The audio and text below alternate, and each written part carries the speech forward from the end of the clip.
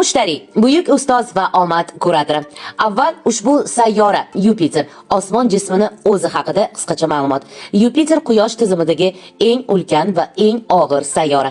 U shunchalik kattaki, uning ichiga barcha boshqa sayyoralarni bemalol joylashtirish mumkin. Gaz giganti. Yupiterda qattiq sirt yo'q. U asosan vodorod va geliydan tashkil topgan ulkan gaz sharidir. Katta qizil dog'. Bu Yupiterdagi eng mashhur xususiyat bo'lib, u yuzlab yillardan beri davom etayotgan ulkan bo'rondir.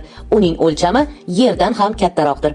Tez aylanish. Yupiter o'z o'qi atrofida juda tez aylanadi. Bir kun bor yo'g'i 10 soatga yaqin davom etadi. Lekin Quyosh atrofini aylanib chiqish uchun unga qariyb 12 yer yili kerak bo'ladi. Yo'ldoshlari. Yupiterning juda ko'p tabiiy yo'ldoshlari bor. Hozirda 90 dan ortig'i bizga ma'lum. Ularning eng yiriklari Io, Europa, Ganymed va Callisto. Magnit maydoni. Bu sayyora juda kuchli magnit maydoniga ega bo'lib, u Quyosh tizimidagi eng kuchli radiatsiya zonalaridan birini hosil qiladi. Bugun biz samoviy olamimizning eng oliyjanob va mehribon kuratorini kutib olamiz.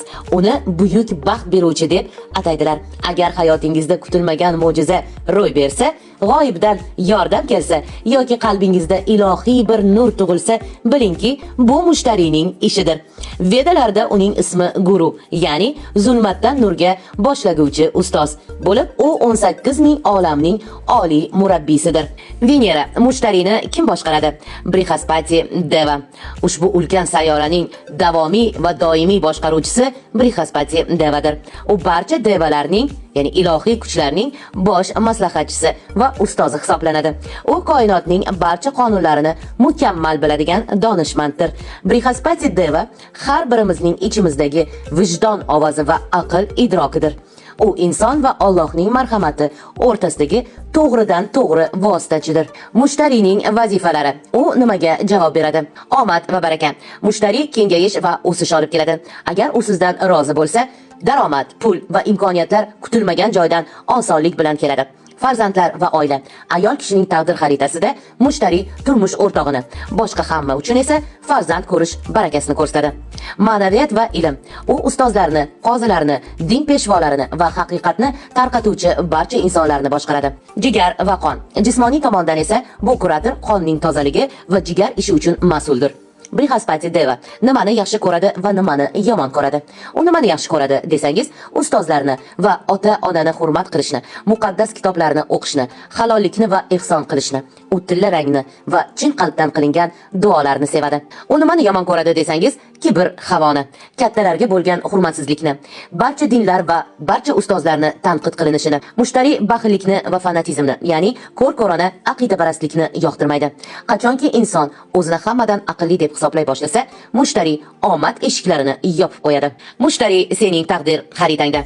Agar Brihaspati Guru kuchli bo'lsa, inson tug'ma donishmand bo'ladi. U optimist, ya'ni yaxshilikka ishonuvchi va yaxshilikka intiluvchi, har doim davomiy ravishda harakatlanuvchi bo'ladi va har doim oxirgi soniyada omad unga kulib boqadi. Bunday odamning qalbi keng bo'lib, hamma undan maslahat so'rab keladi. Agar xaritangizda Brihaspatining harakatlari zaif bo'lsa, inson juda bilimli bo'lsa ham hayotda o'z o'rnini topa olmaydi. U qimor o'yinlariga, asossiz tavakkalchilikka moyil bo'ladi. Boylik to'plashda va farzand tarbiyasida qiyinchiliklarga duch kelishi mumkin. Bu kurator bilan qanday do'stlashish mumkin? Payshanba kuni mushtariyning kunidir. Bu kun ehson qilish, duolar o'qish va ma'naviy bilim olish uchun eng yaxshi kundir. Hech qachon ustozlaringizni ayblamang. Hatto ular nohaq bo'lsa ham, shunchaki tajriba uchun rahmat deng. Bilimingiz va imkoniyatlaringiz, pulingiz bilan imkon qadar xolis yordam bering.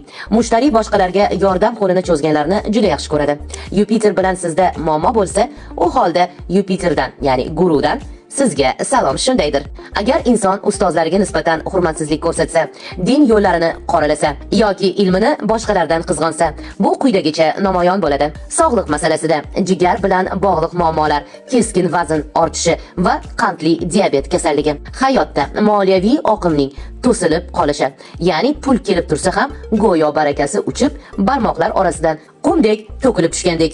Mushtariy bizga eslatadi. Kengayish va yuksalish ichingdan boshlanadi.